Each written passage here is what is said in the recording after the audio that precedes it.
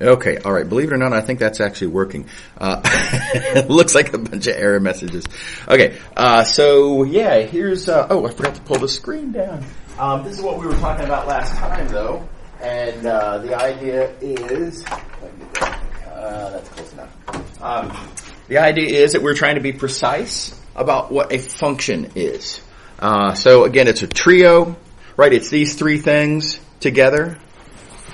You need all three things of these, all three of these things for the what you're talking about to actually be a function. So notice in particular, a function is not just what people like to call the formula. It's just that's not enough to really have a well-defined function. You need all three things. You need the domain, the target, and the it's probably a formula, but it doesn't even have to be any sort of rule of assignment. Is that third thing. Okay, so we talked through these examples. We're going to move along to some terminology, but this is important terminology because we need to be able to talk about precise aspects of functions in order to be able to make a proper definition. Anyway, we just need these words. So don't conflate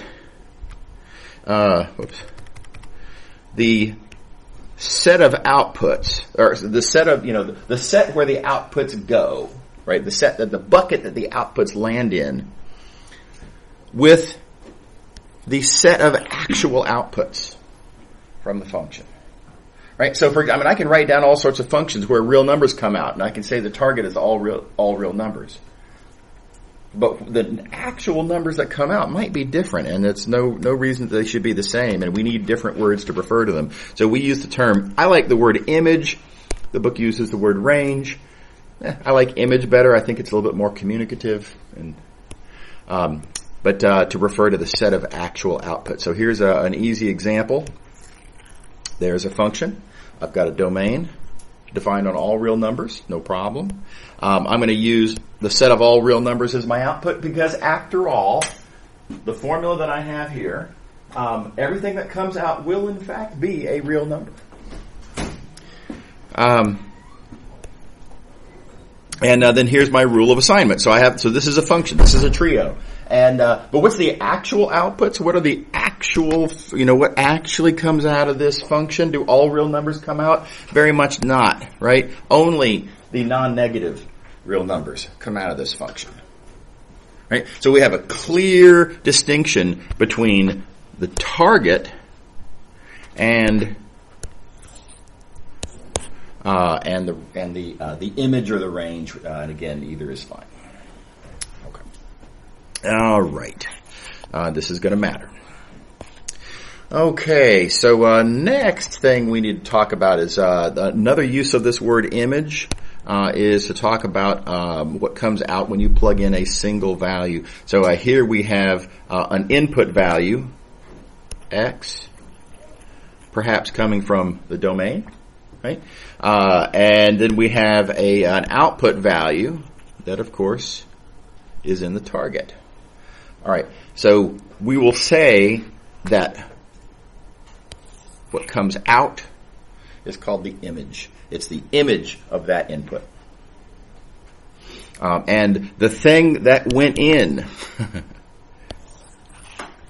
is the pre-image. So I don't know. I think that's fairly natural terminology, right? Pre meaning before. So this is the thing that came before the image. I think it's kind of plausible. But anyway, the input, pre-image, the output, image. Okay. All right.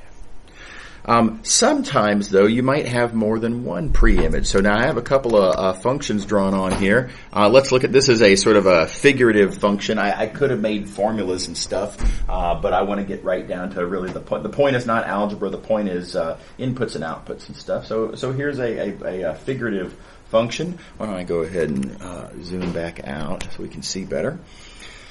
For this input, we have this output. So the blue is the pre-image, the orange is the image. Fine, sure. Okay, here's the thing. What's the pre-image of that point? I mean, is it this one or is it that one? And so, a little bit of an annoying situation. The way we deal with that terminologically is we say, well, this one is a preimage of the orange point, and this one is also a preimage of that same point. So you can have more than one preimage. Sometimes, by the way, we refer to the pair or the however many points there might be, the entire set of all the preimages we refer to as the preimage. It's a set, not a point. Okay. All right. So then you'll notice I have various different functions, abstract, kind of figurative functions written here, and they're weird in different ways, I suppose you might say. Certain peculiarities, though, I do want to point out. This function right here has the feature that every point in the target has at least one preimage. Every point in the target has at least one preimage. That's what we call an onto or a surjective function. Every point in the target has at least one preimage. You'll notice the same is true of this one. Quick side note. Not the other two, though. Okay.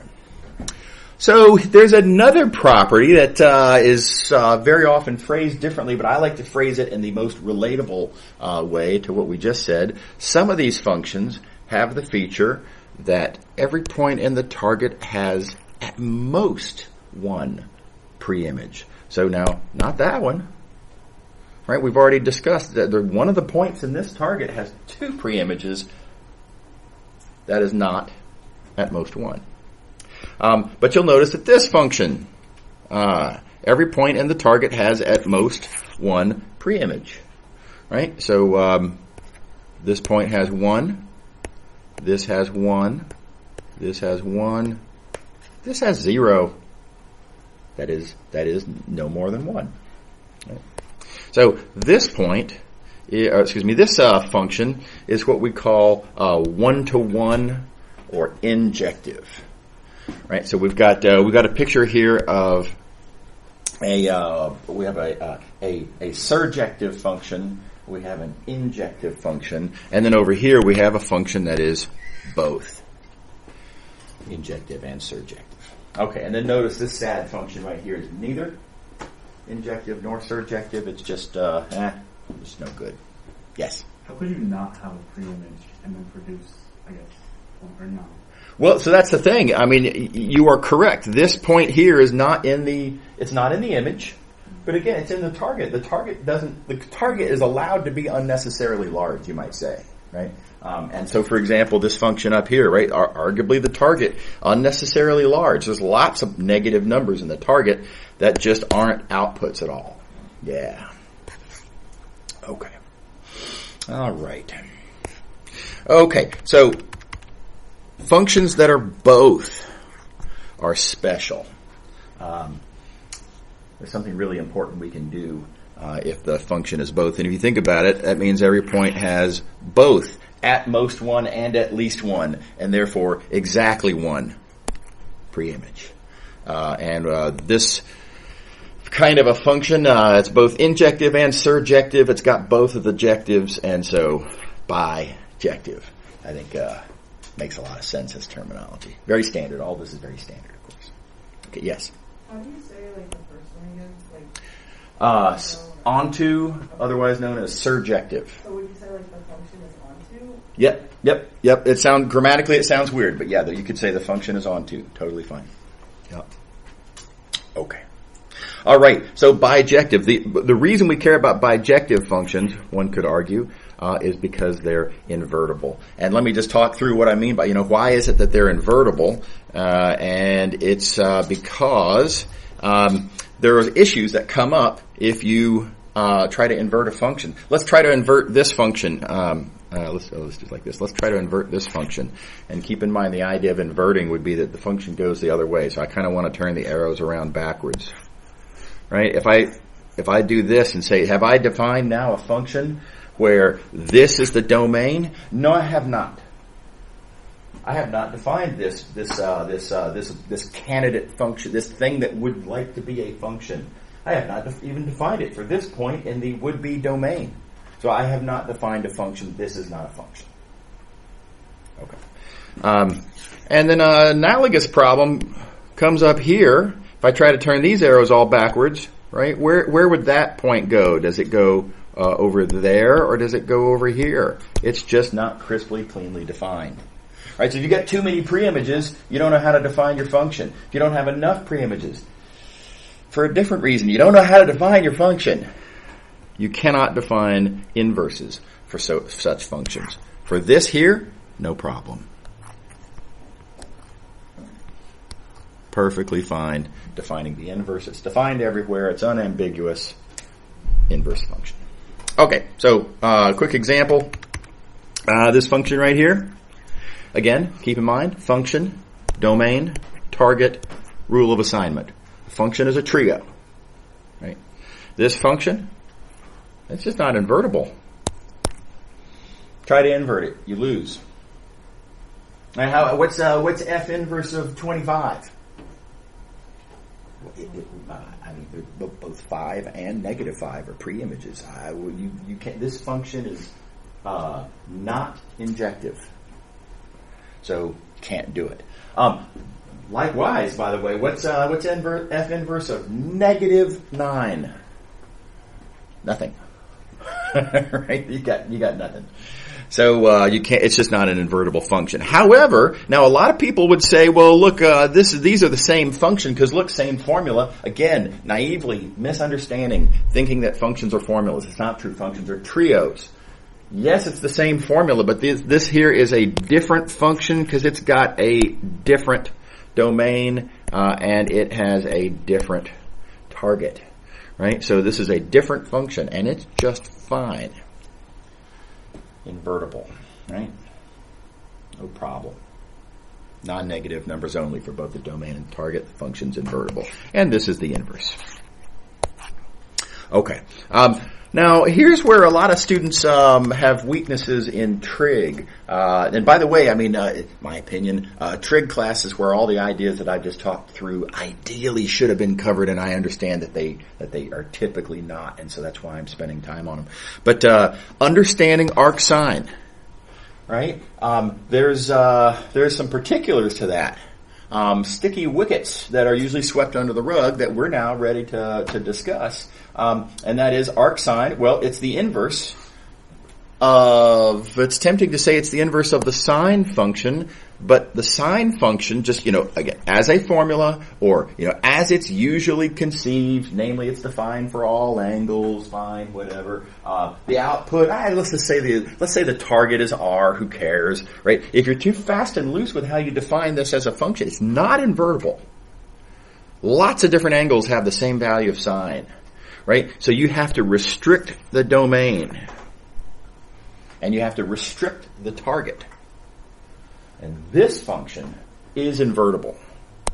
And this is what I call the invertible sine function. And here's a picture of it. Right, this is the graph of that function. And so if we say that y is equal to sine of theta, I can turn that around backwards and say theta is arc sine of y. And perfectly well-defined inverse function. Okay. Real quick, just a notational thing. I have personally a pretty strong preference for this terminology, arc sine. I know you've seen it written as sine with an exponent of -1. That makes it look like it's the reciprocal of sine. The excellent motivation behind that other notation that I don't like for calculus classes involves abstract algebra, which is well beyond what we are going to in any way talk about in this class. So for our purposes, it's not a good notation. So I urge, I'll say, you use arc sine instead of sine inverse. Okay. All right. The other thing I want to say real quick, these values that we use for the invertible sine function,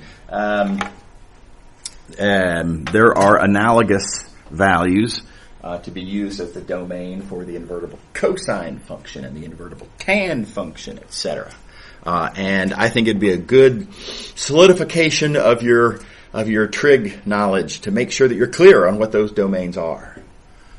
Because those domains, those are, of course, the values that the inverse trig functions take. And you need to know where what value, you need to know how to evaluate inverse trig functions. Right? Arcsine is useful, arc cosine is arctan, etc.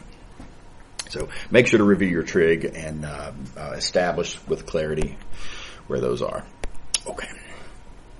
Oh, by the way, for whatever it's worth, I'm a big fan of the unit circle. I think it's a really nice way to relate an angle and its sine. Likewise, an angle and its cosine. And these pictures can be really convenient. But I don't want to I don't want to spend too much time on trig. This is all prerequisite. But I encourage you to think about that point of view as you're thinking about that. Okay, a little more terminology. So here's a multivariable function, domain, target, formula. I haven't explicitly written the formula, but one could imagine a formula of this form here. Okay. There's different versions, there's different types of such functions. And they are qualitatively different in ways that we need to be able to talk about. So a little bit of terminology then. When you look at the outputs, depending on how many output variables they are, right? The number of output variables, whether you have one or many, right? One or many.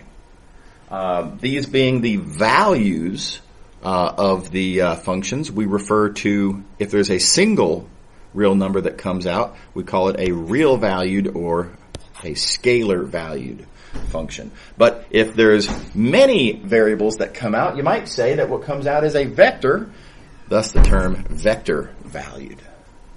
Okay.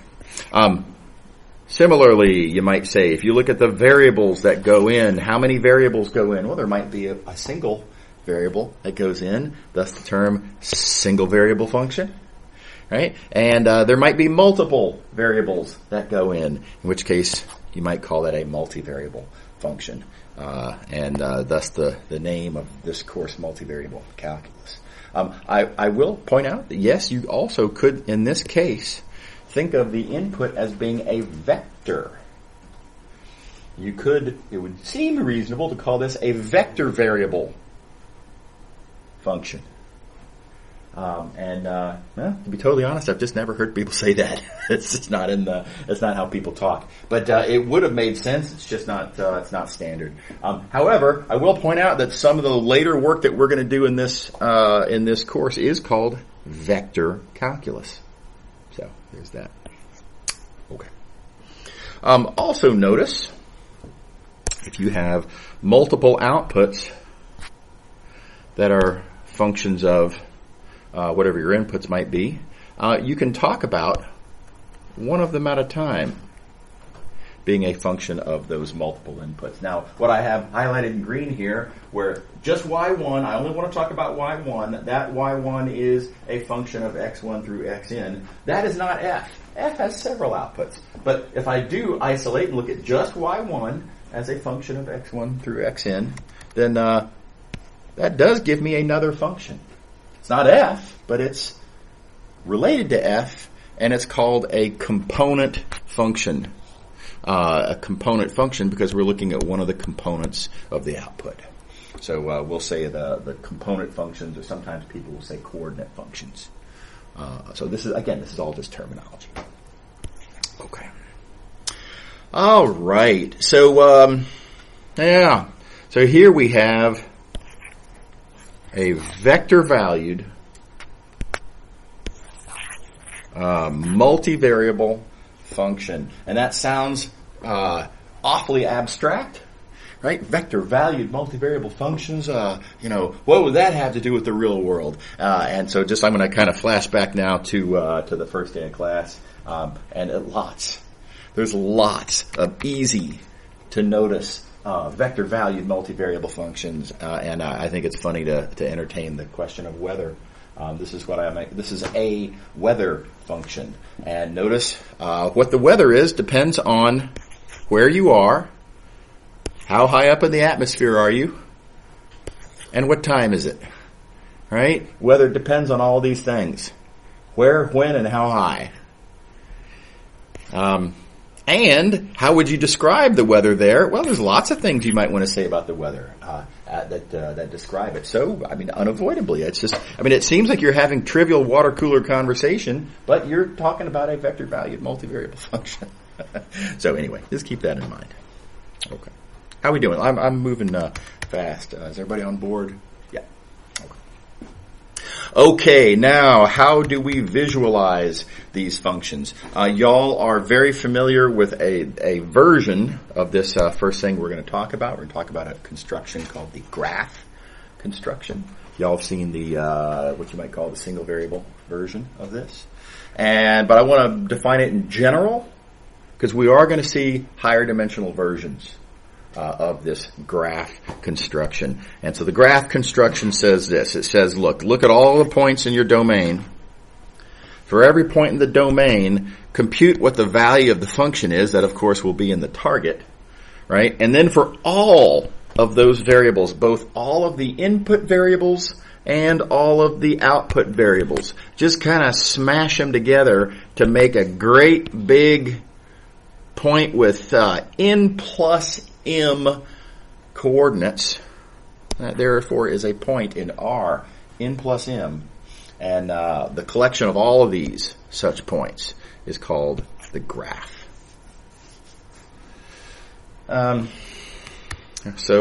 Easy example, just again, this is what the part that y'all have seen before.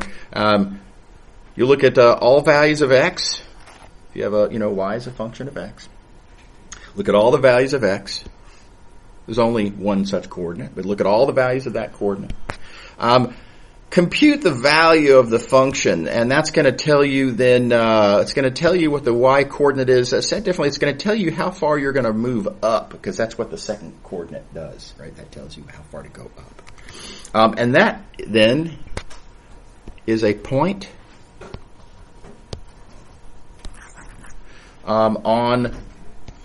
of the desired form, and the set of all such points is called the graph.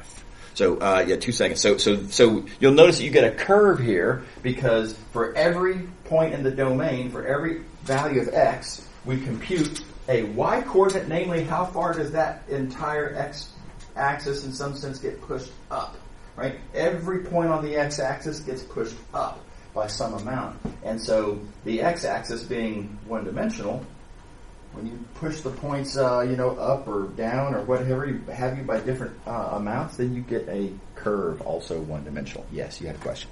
What's the difference between the V belongs in Rn symbol and the X? I'm sorry, I had a little trouble hearing. Where it says V belongs in Rn and it's just yeah, this up here. Yeah, I'm just pointing out the fact that this, the function that we're interested in, the domain doesn't have to be all of a Euclidean space. It could just be a subset of the Euclidean space.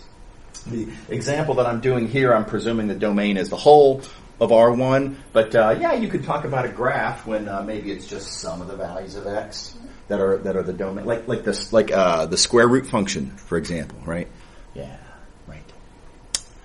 Okay, so I hope this is a familiar concept. I hope this example, at least, is extremely familiar, and I hope you see how this is a generalization of it. And while I'm here, I'm going to point out that this perspective that I gave you about taking points in the domain and kind of pushing them up, right? This business here, every point in the domain being n-dimensional, every point in that domain just gets kind of moved in some sense. And so if you start off with an n-dimensional set as your domain, the process of kind of moving all those points up, the resulting graph should also be n-dimensional, you would expect. Okay, so unsurprisingly then, here's a two-dimensional example, and we're going to look at all the points in the domain. So all the points, let me do it like this. All the points in the entire xy plane. There, right? All the xy's. Those will be my first coordinates on the graph that I'm generating. I'm going to look at the corresponding output values in the target. Those are the z coordinates. telling you, therefore, how far to push up from where you might see as the domain there, the xy plane. And what I get then is a point on the graph. The graph is the set of all of those. And again, dimensional observation. You expect the dimension to be the same as the dimension of the domain. And indeed, we get a surface, which is two-dimensional, just like the domain is here. Everybody good? Yeah. All right. So graphs are nice. A lot of good things about graphs. You can see, the entire curve in some sense. If you're looking at a single variable function, and that's nice. It makes you feel like you're seeing the function itself. Point of order. The graph is a picture. It's not a function. Remember, a function is a trio. Right? This is a picture that we use to represent that trio when we can, and to represent it in a certain way that we've chosen to, right? But it's not actually the function itself. Nevertheless, very useful. We like it. Likewise, this surface that we've sort of drawn there, we like it. Here's the problem. Here's where things get ugly. Here's a perfectly good function. 3 variables in, 1 variable out. And notice, if I follow the pattern, and for every input, those are the first few coordinates, and then I look at the output, whatever that is, and I make that the last coordinate. Notice that I've then got that the graph lives inside of R4 because those points have 4 coordinates. And I don't know about y'all. I'm not very good at visualizing in 4 dimensions, which is an understatement. That's basically not possible. Right? So this is bad news. This is a problem. And notice what an innocent little function this is. It's just got 3 inputs. It doesn't have 7 inputs or 24 outputs or anything like that. It's just 3 in, 1 out. Borderline. It's barely multivariable. And we already can't draw the graph. So graphs, look, I love graphs. I think graphs are super useful in the very limited number of cases that we can draw them, right? But don't hang your hat on graphs. There's a lot we can't do with graphs. They're dimensionally inaccessible. So, again, they're good for something, but they are not good enough by themselves. Okay. So, I've already made this point. Don't conflate a graph with the function that it's representing. A graph is just one way to think about a function, right? Very importantly, we're going to need other tools. We're going to need other ways to think of functions. For example, I'm going to need some other way to visually understand, visually represent functions like this innocent little fellow here, right? Because graph's not a good one at all. So I'm going to need other tools. I'm going to need other kinds of pictures. Okay, now the next one I'm going to draw is what I like to call the literal picture of the function. So again, keep in mind if you have a function that has a domain, here's the thing. You could just straight up draw the domain, no problem. R3, there it is. I drew a picture of R3, sort of. The target is R1. Yeah, cool. All right, there it is.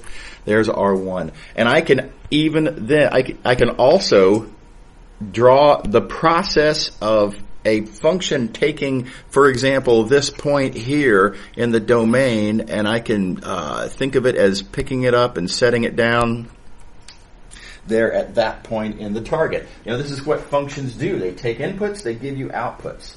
And you can think of this as physically moving points over into the target. Here's the thing, that's kind of a picture.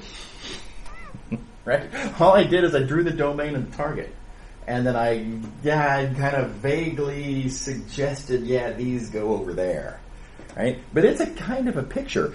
And we're already ahead of the game of the graph. Right? With the graph, we got nothing. 0.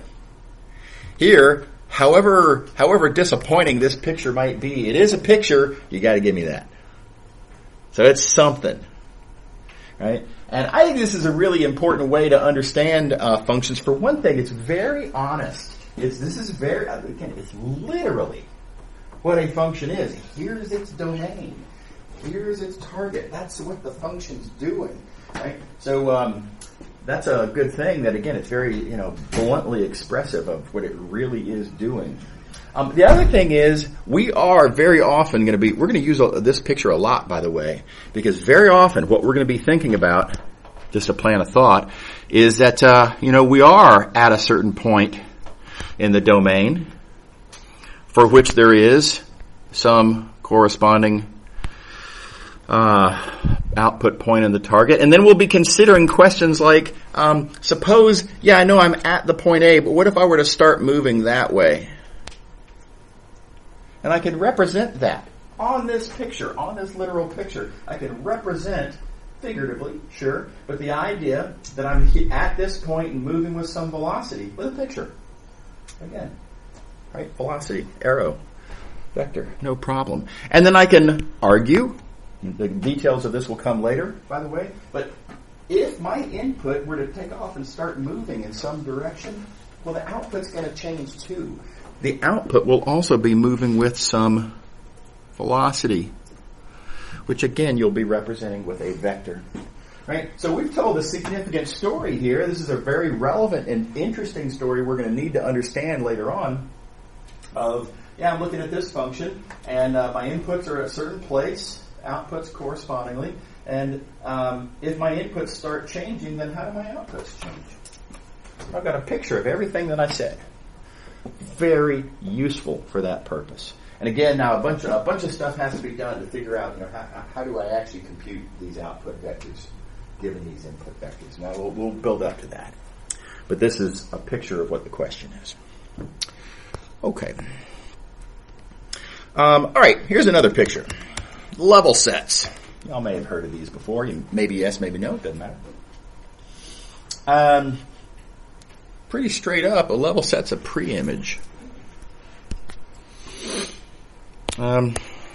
Pre-image. So it's literally for a given output value, for a given, a given point in the target. For that output value, we want to know what are the corresponding input values in the domain that land on that output value. What are the inputs that are pushed onto that given output? So again, literally that's the definition of pre-image. And we just use the term level set. It means morally the same thing. So level set is a pre-image. For whatever it's worth, by the way, we are going to focus our attention on m equals 1. It doesn't have to be, but that's going to be what's going to be most useful for us. Okay. So example. Here's a function. Again, trio, domain, target, formula. Here's what you might call the literal picture of the function, right? That's I've got my domain. Let me circle different. There you go. I've got my domain. I've got my target. So there's my literal picture, and I can imagine looking at certain output values. Maybe 1, for example. That's in the target. And let's think about 1, and what would happen if I asked where are the input points, where are the points in the domain that land on 1 as the output? Well, if it lands on 1 as the output, that means the output value of the function will equal to 1. That means that I'm looking at this equation, x squared plus y squared equals 1. I need to know what are all the points in the domain, R2, for which x squared plus y squared is equal to 1. And of course, that's an easy Algebra 2 question. That's a circle centered at the origin there. So this circle here, this purple circle, is the level set of this function at 1. And reminder, level set is a pre-image, and so the notation that we use, we write it as f inverse of 1. Now, granted, the function's not invertible, right? It's wildly not invertible. But we're looking at the set of all the pre-images, and this isn't a function, but this is a pretty handy way to represent. We're kind of trying to move backwards through the f function, and so f inverse of a point represents a set, and it's the entire pre-image in this kind of a circumstance. What do you think? Everybody happy with that? Okay. All right. Yeah. So here's an example of level sets that you may have seen before. So contour lines. If you've ever gone hiking, or if you've ever looked at Google Maps has. I'm going to show you a picture in just a second. But contour lines represent they're trying to help you visualize in a two-dimensional way something that's actually three-dimensional, namely if there's a mountain or a hilly area or something, and if you want to kind of represent the ups and downs of the hills, but on a flat piece of paper or a flat computer screen. Right? How do you go about doing this? Well, each one of these contour lines is a level set. It's a level set of the altitude function. So specifically, this function gives you altitude as a function of longitude and latitude, let's say. Right? And the level sets are the contour lines. So if you look at, let's say, this one here, maybe this is where altitude is equal to, 400, something like that. And then, now here's another one. There's another contour line. That also a level set. This is where altitude maybe is 500. Right, and you could imagine each curve that's actually drawn maybe represents level sets at 100 feet elevation at a time. And so if you think about it, this kind of does give you a sort of a picture of what that mountain looks like.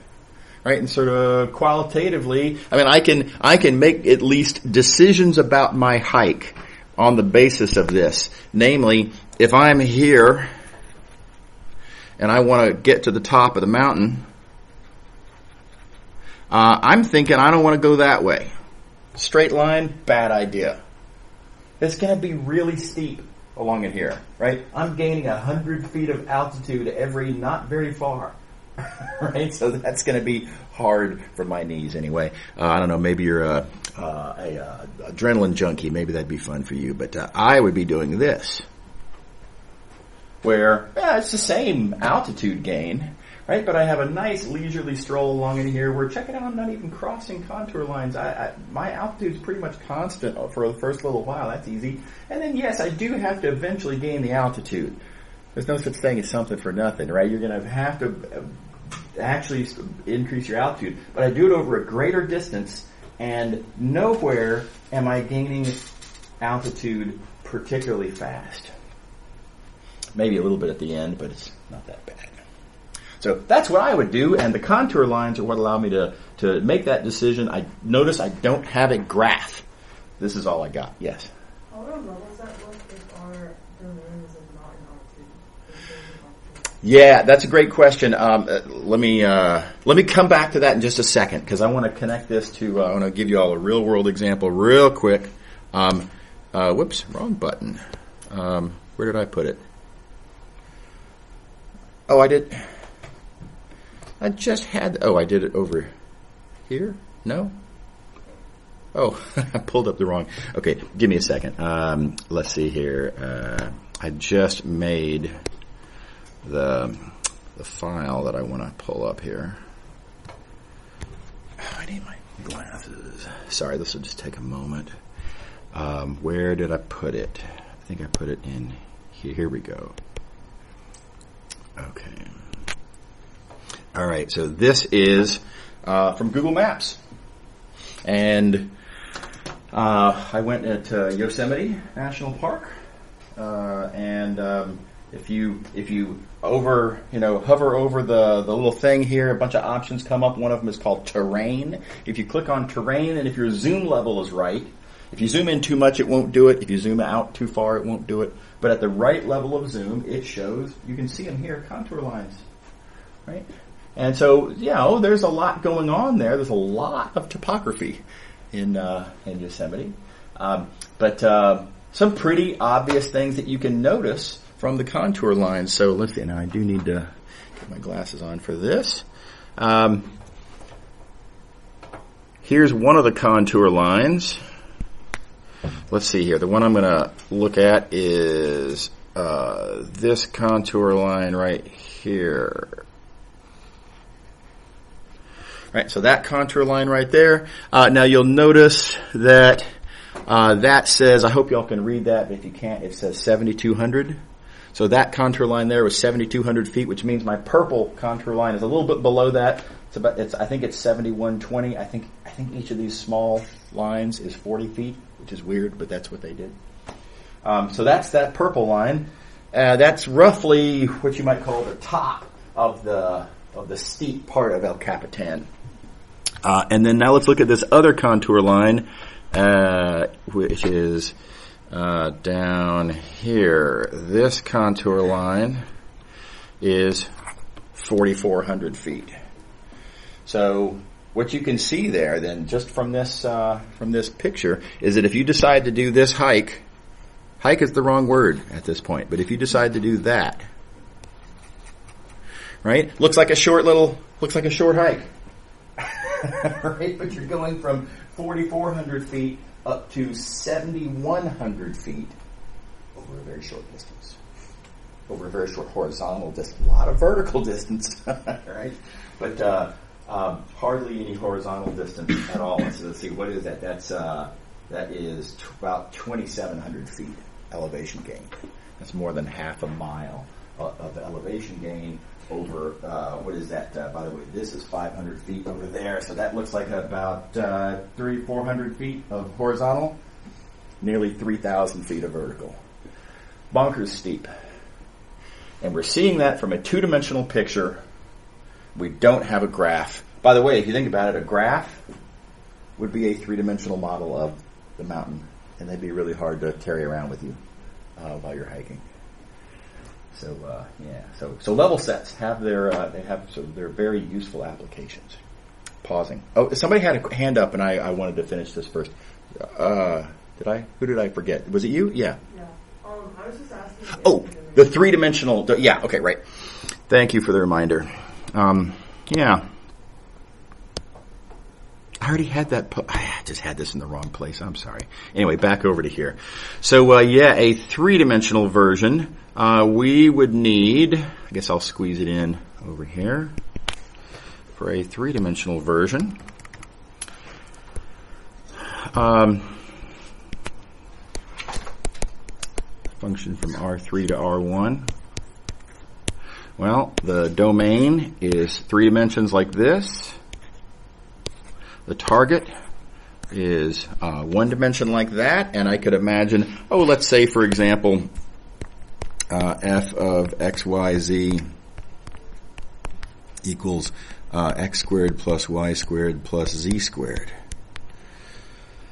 Right? There's a function of 3 variables. And if I were to pick some output value, like, let's say 1, then the pre-image is what I get when this is equal to 1, which you may recognize. That's the equation of a sphere.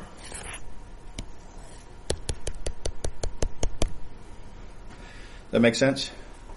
So now, dimensionally, this is confusing because we have a function from 3 to 1. The graph would be 4-dimensional. The level set that I've drawn here is a surface in 3 dimensions. Of course, it itself is just a surface, which is 2-dimensional, right? And sadly, because I'm limited to show you the picture on the screen, the picture that I have drawn that should be a three-dimensional thing, I'm cheating and drawing it. I'm actually drawing, this is a two-dimensional picture, right? There's nothing back there. This is actually two-dimensional, but it looks three-dimensional, representing something that I would otherwise need to be four-dimensional. Does that make sense? Yeah, but then you couldn't go to R4, right? Like, Well, I mean, I can't. Yeah, that's right. I can't draw the graph, yeah. right? Because the graph would be four-dimensional, so I just can't do it. Yeah. But then you also can't draw the level set, right? This is a level set. But if your domain is R4. Oh, if my domain is R, yeah, fair, yes. If my domain is R4, then yeah, I'm out of luck there as well, and then we're not going to worry about those kinds of drawing those kinds of pictures in this class. It's not. You kind of can't, and then the question is, well, what kind of hacks can you use to kind of maybe, is there something three-dimensional that will allow me to at least represent this in some ways? And there's ways to do it, but it's not what we're going to focus on. Yeah. Okay.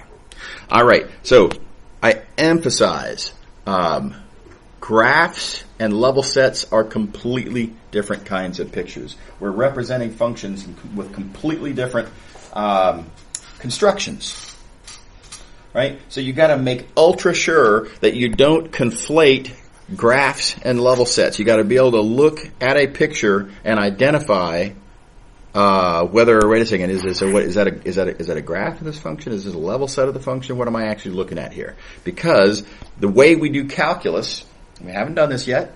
We'll be getting to it. But when we start doing calculus, the calculus of level sets is very different from the calculus of graphs. And if you apply the wrong kind of calculus to a given kind of a picture, you're going to get wildly wrong answers. Okay. Now, that said, there is a relationship between level sets and graphs. I mean, you'll notice if you take a graph, here, let me do it like this. If you take a graph, and if you then take a horizontal cross-section of that graph, right, the horizontal cross-section of the graph means I'm going to write down both of these equations. This is the graph. This says horizontal cross-section because I'm setting height equal to a constant. Horizontal cross-section of a graph. Notice it looks exactly the same. It's algebraically, basically the same. It says f of xy equals c. Right? In both cases. So horizontal cross-sections of graphs are level sets. And here's an example, case in point. Let's see, I want to make sure I use the colors the same. Okay, right. So here's a function. Right there. And now let's think about what do the level sets look like? The level sets, keep in mind, level set means you're setting the function equal to a constant. The level set's pretty easily seen to be circles. Okay, now though, what is the graph of this function? The graph is where I set the function equal to a new variable. The graph is this thing, which I am going to assert is a bowl like this. We're going to see why very soon. Probably not today. We're about to run out of time. But the graph is a bowl. Certainly, it's a surface in space. Right? I claim it's a bowl like this. And now, if I take a cross section. If I take a horizontal cross-section of that graph, that means I'm thinking about both of these equations together. If I put both of these equations together, geometrically, let's say it differently, if I look at points that are in the intersection of both of these surfaces, notice I get the same circles. And so this is just an example of this more general idea, but it's an important observation to make that again there are connections, and yes, graphs and level sets relate in this way, But let's not overinterpret. And the very common overinterpretation and important sloppiness is to conflate the level set with the graph. And certainly I think we can agree these are very different things, right? This is not a circle. I mean, this is a bowl or something thereabouts. And this is not. Okay, so we want to make sure to distinguish while understanding the relationship. Okay, and I'm out of time, so this is a good place to draw the line. We will. Oh my gosh. Okay, well we will pick up here next time. Hopefully, also pick up the pace. So I'm always behind schedule, but we'll make it. So calling it a day for the week, and y'all have a great weekend. See you later. Oh, and if you came in after I did attendance. Again, reminder per the email, you've got to stick around, make sure I write you down as attendance, because today, going forward, attendance does count. All right, see you.